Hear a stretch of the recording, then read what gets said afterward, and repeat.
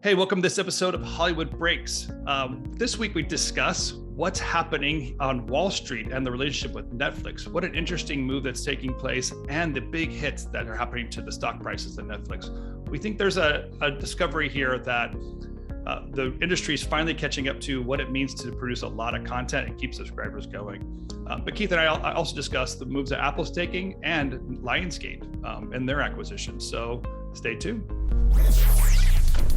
Beer mug with Vision Craft Brew on it. Wife coming through. Love it. No, I don't brew beers, but you can always use another brew mug. You're brewing thoughts and newsletters. I'm brewing thoughts. That's right. Thoughts and brilliance. That's what it's all brewing up there. Your clients it's all say to brewing, and I'm Keith, crafting. And give me some of that crafty brew stuff that you do up there. I loved your newsletter. The whole idea of the the marketing industry living inside the bubble as well. Yep. There's definitely something, here's the thought I was having as I was reading it. I'm surprised. I think a lot of people don't quite understand the need for marketing to get a film out in front of people in order for them to consume it and like it.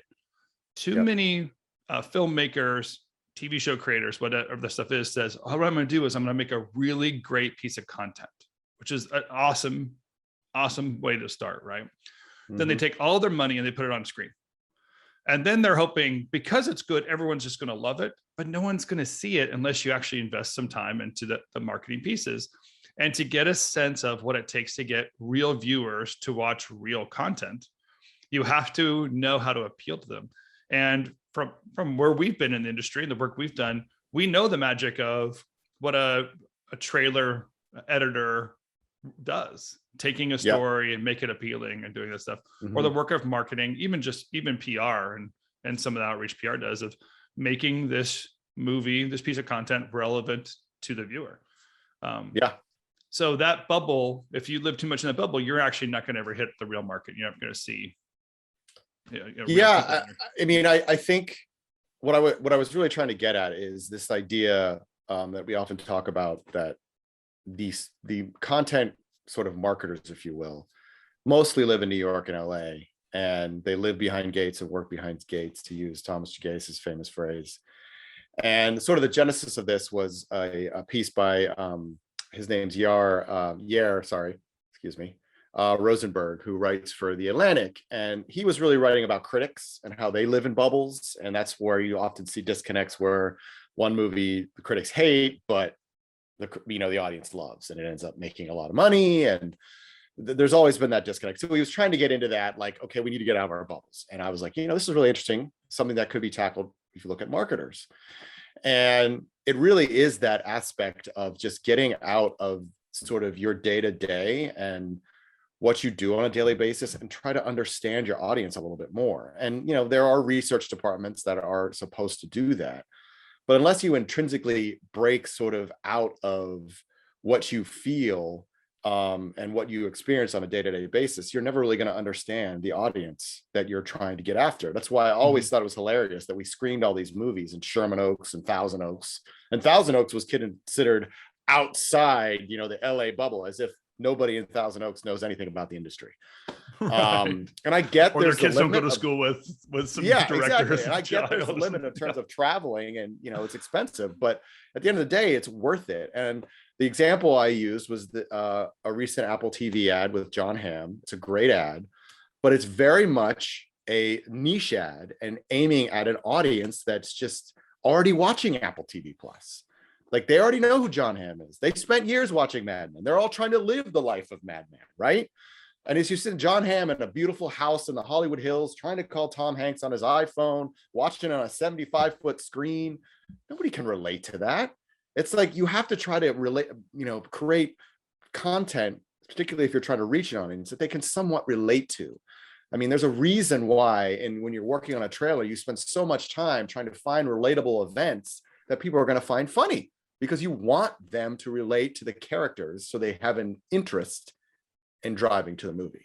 It's interesting. Apple has such a different approach to what their product is. And it is sometimes confusing of what they're trying to accomplish, right? So the way marketing feels is we're really huge and we have the coolest people on the planet. Look, we have Oprah and Reese Witherspoon and Spielberg and, and Tom Hanks. So they have this like buddy system mechanism, almost like what you feel is Tim Cook's friends with all these. Tim Cook is as famous as all these folks, or he met them at the Golden Globes a couple of years ago, and then he just wants to make fun stuff with them. But the product itself, like, it's not at scale. They're not in acquisition. They're not really pushing the creation of continuous content like other OTT platforms. And that's why we've questioned in the past, like, are they in this game or not? So you're right. The idea of their marketing in this piece is what are their expectations in this outreach? Are they still just trying to stay cool? Like the ideas of like, yeah, but we can get Bono straight to your iPod. This is almost like, yeah, we get Tom Hanks straight to your television set. And that as an outreach, opposed to what other OTT platforms do, which is almost to the other extreme, make a whole bunch of content. It's not really great, or acquire a bunch of stuff that you'll never really see, but have tons and tons of small little pockets. And then what you and I are mostly drilled down here is either side is missing this pop culture relevance of what media is capable of doing, and how really distribution gets its legs of, it really takes pop culture, it takes other people's voices and to keep it going. So what's your thought? It's the marketing's job the first week and it's the film's job. Yeah, but the theory is it's marketing's job to get buttons in the seats the first weekend, and then after that it's the film's job. Then it's just the film, and marketing can do sort of a post-open campaign to keep it on the top of mind, tell people, give the FOMO feel, like, hey, this is #1 movie in the world. You sure you want to miss out on it? Look at all these critics and how they love it. And it's when you get to see the spots with all the mastheads of all the major newspapers that love the movie, and then they got quotes that are pulled. I don't necessarily know if that necessarily works as well as it used to, but it's still the idea of like pushing forward from the opening. But yes, it's the job of marketing to get butts in the seats, and especially, as you pointed out, with the countless amount of content and movies and TV shows out there, you've got to be really smart about how you're targeting your audience. And again, getting to know them from a place that you wouldn't necessarily understand. Another example I give in the newsletter is a New York Times opinion piece that they did, I think it was last week, where they did a focus group with some independent voters. And you would be surprised when you read it what these voters are actually concerned about. If you spend all your time on political Twitter or the LA or New York Times, the main pages, you would think that all these other issues like COVID and all this other stuff are their big focuses. But it's like inflation, the economy isn't going so great. Or if you read the front page of the Wall Street Journal today, economy's fine. It's like there's a disconnect there, and I think as marketers, we have to be able to understand our audience.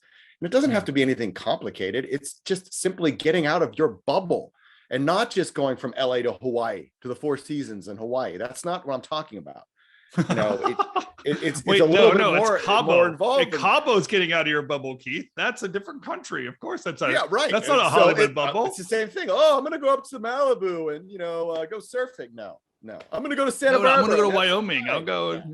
Yeah. Not the same Jackson thing. Hole is not getting out of your bubble. It's a different state. It's still the same bubble. Yes. Yeah, exactly. So. You know what?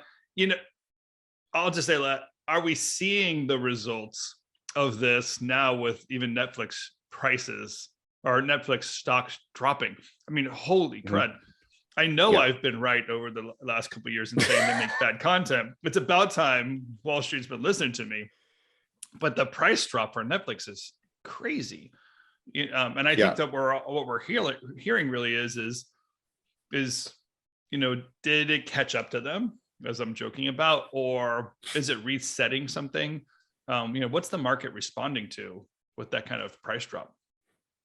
I think a large part of it is, at least the way I'm kind of seeing it, is the miss wasn't that huge. It was like I think they estimated I can't remember the number, but it wasn't a huge miss, to the point where Reed Hastings and Ted Sarandos were like, yeah, this isn't a big deal. But for whatever reason, the market, and I think the reason that is because they've sort of reached peak saturation in the US market, I think, because you think of all these big shows they've had: Squid Game, Witcher, Red Notice, Don't Look Up, and we get these constant press releases from Netflix, largest movie in Netflix history, yet they're not bringing more people in. Like, that's sort of, I think that maybe the investors are starting to wake up to the fact that they spend all this money on all this content, these movies all released, and yet they're not goosing the numbers. So people don't feel the need to either sign up if they're not already signed up, or they're just signed up and that's just how it's going to be. And Netflix has been spending money like a drunken sailor. Now, granted, they've pulled it back a little bit over the course of the last few years, but I think that aspect of it, as well as the fact that the competition is heating up, HBO Max is starting to get some churn with some of the, get their numbers up. You've got Disney Plus that's still somewhat of a threat, although they're starting to run into the same problem where they got to figure out how they're going to produce content that actually brings in new subscribers. So I think it's this idea that no one has. I think Netflix has always been the king, and now it's, oh well, maybe everything isn't right in Netflix land. So I think it's a little bit of that. They've been producing on very low, if not negative margins for a decade now, knowing that the future will basically make up for what all the fault is today. And the scale, the thought of a scale. So I remember reading a quote about Squid Game that, the viewership increase of Squid Game brought in like equivalent of $900 million in a 1 year basis on the subscribers that they've gained. So like, that's clearly a $1 billion return on an acquisition of a small piece of content or not very expensive piece of content for them. That's an incredible margin that they can see. But for the most part, we can all see it, like the fatigue of how much they have out there and the amount of content you can consume. Eventually that's going to catch up to them and the numbers are going to reset. I think what you're talking about is interesting, is the saturation point isn't only in, how it's hit almost every household in the US. And clearly their job is to just have you not unsubscribe. That's like their biggest goal that they have, is like, can you please just keep paying us? Don't let us go, because that's where our money comes from. But the market has to recognize eventually, like, but we kind of want to see margins on these items. My concern, as you would guess, if they started making films even cheaper than what they're making right now, man, that's going to be garbage. Come on, like, you won't even get actors, the no-name actors on the screen if they had to cut back budgets. So we know that as a business, the creative's going to suffer if you put business first. But as always, therefore, there's an opportunity for the creative to step up and do something, right? To discover something new and create something new. Yeah, and Matt Belloni on his newsletter this week, he made yesterday actually made a really good point that he made the point on Sunday, but then he followed up with another one yesterday, which was also sort of very apt in the whole Netflix conversation. And the one point he made on Sunday is that he thinks that they have more of a market problem versus a business problem. And that goes to your point of, the content suffering. At a certain point, the expectation that the movies are going to be great. And yes, now talent is more than willing to run to Netflix, but is that going to eventually break? I don't know. Steven Spielberg has called, what Netflix makes TV movies, and he's not wrong. And I've often made the case on this podcast, what is a movie? Like, we haven't had that conversation since this all started. What is a movie now? Is it just what we say is a movie? And no one is defending that aspect of it. And the other piece that he mentioned today, which I thought was very interesting, was he talked a lot about employees at Netflix. Netflix has been known for the last 4 or 5 years to poach people from the studios, poach talent, executive talent, pay them lavishly to the point where everyone's just falling over themselves. But the problem is they're now reaching the point where there's a lot of churn. People are quitting because it's a very cutthroat culture at Netflix. You get paid well, but you're expected to work like crazy. And he also talked a little bit about how in some aspects Netflix pays with stock options. So and there's a very complicated way it works, but if you come in when the stock is making so much, you have to wait till it increases 40% before you can vest out and take the cash. And now it's like, think of someone who started in November of 2020. Yeah. It started at 700. Now it's down to almost 50%. You got to wait till it gets back up to 700. Is it going to get there? I don't know. And that's the thing. Like, again, it's this whole idea of live by the street, die by the street. And if people are going to start looking at the margins and, the salaries they make, then there's going to be a pressure in terms of how they're going to snag the best talent. Because the idea was they pay so well, they're always going to get the best. But now that's sort of starting to shake a little bit, given everything that's happened over the last couple of weeks. Yeah, I remember seeing this trend in the early 2000s, late 90s, 2000s, where the big companies, the tech companies, start to stumble. The next thing they do is go after acquisitions, because they realize, well, we're still sitting on a bunch of cash. We have a certain market value, and if we start consuming up our competitors, we can kind of secure our market share through other channels. What's interesting here is that, they in Netflix case, they're the behemoth. Their acquisition of other channels, I really have a thought of like, it really creates more burden for them. So just hypothetically, if they did go and acquire, I don't know, Vudu or one of these smaller distribution channels, they wouldn't take them off network because someone's paying Netflix, and if they watch Vudu, I don't know anyone watches Vudu, so maybe this is but if you're paying 2 subscribers, you're going to basically say, now I have to pay one subscription to Netflix, and you don't necessarily capture that secondary revenue. Why would you? You basically just got acquired by that business. So they have to want to get in front of the competition and keep the subscriber base going, at least sustainable. But the ROI side of it that Wall Street's looking for in potential growth, there has to be some kind of breakthrough or acquisition. Reed Hastings has to get into a rocket ship and go into space, or whatever other billionaires do to prove that they're worthwhile to Wall Street or whatever. But something has to change over there. And I think in a creative industry, one of the opportunities you have from a creative person is to think about it and conceive of something that does create growth in a new way. Like, how do studios really function, and what can you contribute to a studio set when you're thinking about making your film, making your TV show, or having a creative career? There are the opportunity to be part of a studio set, and therefore there's always funding for that type of project, especially in moments like this. Interesting. There's kind of, you can see in an economy that's changing, inflation coming in, where secondary type expenses in your life, you can imagine, I still need gas, and gas prices are going up, so I'm cut away from something. And I haven't read any research or studies to see if the current inflation rates are affecting some of these subscription based products. Right. But I would have guessed that playing itself into it as well. Yeah, I think so. And Netflix, because I'm a Netflix subscriber, has been bombarding me with emails that my price is going to go up in about, I think, 2 weeks or so, or something like that.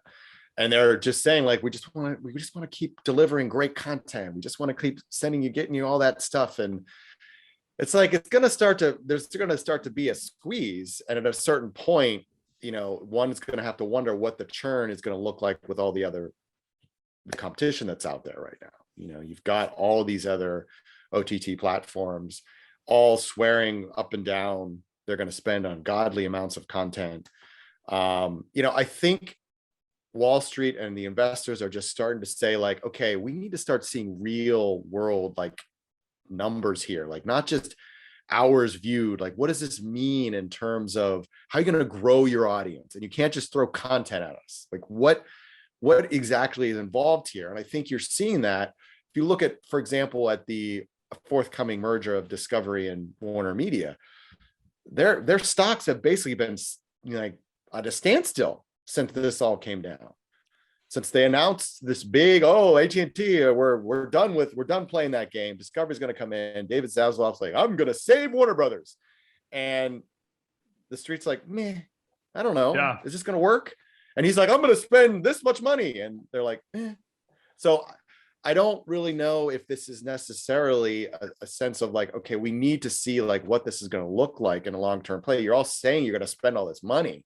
That's great. But how are you going to convince all these people to see it and pay the money consistently every month and not keep dropping off and reducing churn to the point where I think ultimately they've got to start seeing them making money. They've sort of been ignoring the sort of revenue side and revenue and profit side of it and been like, look at all these subscribers. Look how many subscribers we have. And then it's like, well, okay, well, what does that mean for you're spending all this money on content? When are you going to start making money? Because they've all sort of ignored the whole idea that this starting an OTT platform is a complete loss leader. And companies like Disney have been upfront about the fact that they're not going to make a ton of money for at least a few years. But I think since Netflix has been in the game so long, they're like, okay, you're starting to miss your targets because they've missed targets before. Yeah. And their stocks has never taken a hit like this. So there's something happening. I mean, I think there's a myriad of factors, but that may be one of them. I never really know if Wall Street knows how to speculate anyway. Sometimes I always just feel like there's mass hysteria and mass thinking. So there might not be a lot of strategy behind it, but we definitely have seen and been calling out for the last year or so, just that there's an unsustainability of what's happening there. Let me pivot to just like a small thing. Like what's your thought on this Lionsgate STX thing? It's kind of small. It's off a lot of people's radar. It's not besides like industry buzz. Yeah. But I know Lionsgate always kind of plays like a different game. I remember it may have been a decade ago. I'd get calls from investors. I was part of a council of I don't know what it'd be, council of insiders. And I basically had my name in there for people who had questions about that were investing in entertainment industry. They can call me and I can walk them through some analysis. And there was a big buzz about Lionsgate during that time period. And I was on so many phone calls talking about what Lionsgate does, what their distribution strategy is, why they're successful. So I always feel like they're part of like a private equity intelligence when they do something, and it always makes me curious of what's happening with this deal. Like, what's the value of STX? I'm not entirely sure. STX Entertainment was started by Bob Simons about 7, 8, 9 years ago. And it was touted as this new studio that was going to bring in foreign capital, and they were going to release 5 to 10 movies. And he brought in Adam Fogelson, the former head of Universal Pictures, and brought in some other execs from other studios, and it was like this big to do. And they had a couple hits, Bad Moms being one of them. I think it was in 2016. But it's been a little uneven, and they had a disastrous merger with Eros, which they just recently had to spin off, and venture capital firm bought them out, and with the sense that here's some cash, but we're going to eventually sell you. So it could be that Lionsgate is swooping in, just sort of like, okay, we just have this library of movies that we have. It increases our value because now we have more movies to add to our library. I'm not entirely sure if there's any executive talent they're potentially looking at. That's always sort of a conversation when it comes to these mergers, but I'm not quite sure what exactly they're going for here, other than sort of beefing up the library, again, executive talent. But other than that, they don't really have any major franchises that are sort of like screaming for another home. Again, I just think this is just Lionsgate being like, okay, we'll just increase the value of our library a little bit, because everyone's always talking about Lionsgate being the next target for acquisition, be it from Apple, Amazon, what have you. Although they're a very lean and mean operation, and as we'll have Tim Heindel on, who's their SVP of research in a couple of weeks, and as he's told us, they are very sort of forward thinking in how they operate in a lot of their operations, particularly with marketing, by decoupling research from the marketing branch, and it's its own separate entity, which No other studio is doing that, I can tell you that. So Yeah. there's interesting things happening. I don't really know what the reasoning is behind it. Again, Hollywood's very clubby, so it could be that, Well, to me, like there's just heads of- some, I'm always intrigued by when I watch the smaller studios and the moves that they make, because there's some legitimate business happening in those propositions. And we often just focus on these big, gigantic, machines, Disney and right. Apple and Netflix and whatever. But Hollywood has a lot of players doing a lot of different and creating a lot of different opportunities. And it's not, a smaller studio might not move as fast or might not push out as much product as a larger studio, but there are still executives making decisions.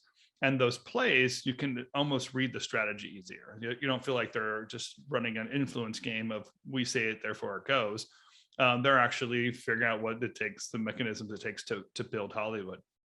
Yep. And I respect Lionsgate, and they've always been one of those players that are out there doing something very interesting. So when I hear something and see something, but I guess I'm not as familiar with the STX acquisition would necessarily bring them. I agree. It might just be a library game for them. Might be a library play. And again, Bob Simon's the guy who started it, knows everybody in Hollywood, so it could play into that some part of it. Or there's a back sort of, you buy this, we'll invest in you in the future. Who knows? But if I'm just making a show right now, there's something to look at there. Like there might be a new market with this acquisition, because after the acquisition takes place, or if you can discern why the acquisition is taking place, the next thing they're going to be doing, and you can look at that, prep yourself for it, develop for that opportunity, and have conversations about that. So yeah, exactly. Yeah, I just keep my eyes on that. I think changing markets are changing markets. Yep, agreed. All right, well, hey, Mister, I'm out of town next week, as you know. So yes, I'm going to leave you hanging. I'm riding solo. Yeah, well, you're gonna miss out, because we were very lucky. We have Dallas Sonier joining us, who is, I probably just butchered his last name, but who is the producer of Run, Hide, Fight and the upcoming Shut In, the new DJ Caruso flick. So we'll have him on next week. So it'll just be him and I. So please tune in. I'm sure you're gonna love that. Tim, you're gonna miss out. I hope you enjoy your time away and be ready to rock. I'll enjoy the following week when Tim Heindel rejoins us again, which is always a good time. I'm coming back for Tim, because we get major hits when Tim's on. So I gotta keep my influence marketing happening by being on the same show as Tim Heindel. I don't want to be. There you go. Yeah. All See those hits. I could possibly get like 1 or 2 new followers if that happens. So yeah, I'm excited about that one. Maybe. If you're lucky. Well, you have a good week. Enjoy Dallas. I'm sorry, Dallas, if you're listening to this, I'm sorry I'm going to miss you, but we'll catch you on the other side of the success for rollout and hear what you did. Yes. Hopefully this will be the first of many visits for Dallas. So yeah, and keep it coming through. Well, that's great. Yeah, thank you for letting me take the time off. If you like what you're hearing here, we love for you to subscribe to this channel and tell your friends about it. Our audience is growing, and we love the feedback that we get as well. So leave your comments. Our team are behind the scenes. They create the content for us, and they build things for us constantly. And they're also just watching the comments and feeds. So we are part of that economy, and we'd love to be doing that reach out with you as well. Lydia, thanks for all you're doing to keep this machine going forward, and Connor, the work that you're doing to keep the research happening and all the rest of the machines moving forward. Until next week, or 2 weeks for me, but next week for you, we'll see you in Hollywood Breaks. Thank you.